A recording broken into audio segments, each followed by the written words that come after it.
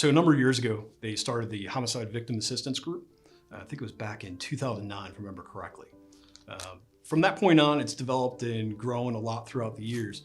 From the detective side and the investigative side, we've seen a huge difference in responses to families, responses to people needing information, along with close friends of victims. Oftentimes, families of homicide victims are also referred to as secondary victims because of the trauma that they endure, having lost a loved one so abruptly, so unexpectedly. While the detectives are conducting their investigation, sometimes the victim's families still have questions as to what happens next and what am I supposed to be doing? What questions am I supposed to be asking?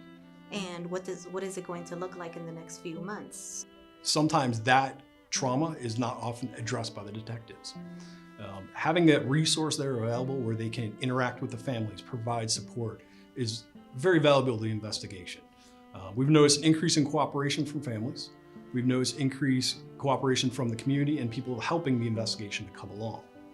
Traditionally, homicide investigations have always focused primarily on the suspect, on witnesses, and the families were there to provide background information, those things, but there was no focus on the needs of a family who lost a loved one to murder.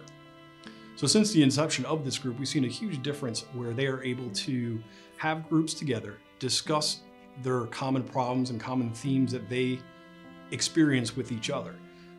They have a knowledge that we don't have.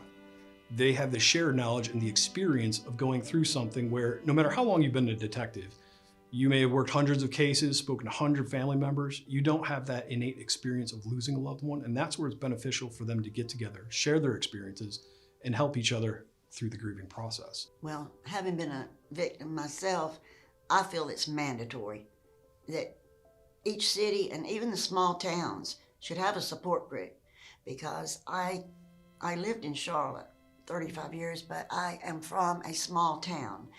And because this has happened to me, I'm aware of when it happens to others.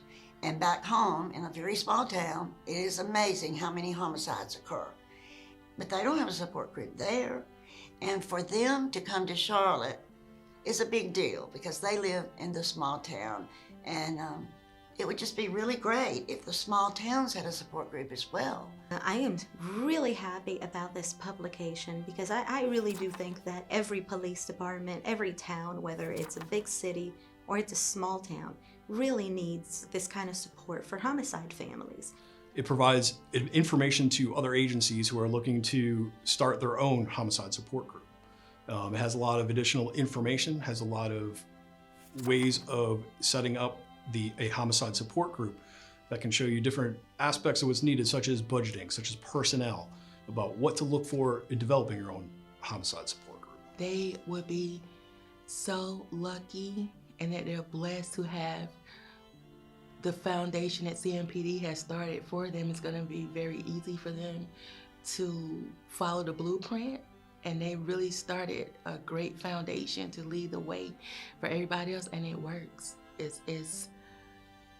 They won't have to do all the hard lead work anymore, and it really works. You will not go wrong. You know, as long as you hire the right people, like we have Ms. Zari and Ms. Cortez, you have the people with compassion to lead your people, to guide the families, you can't go wrong.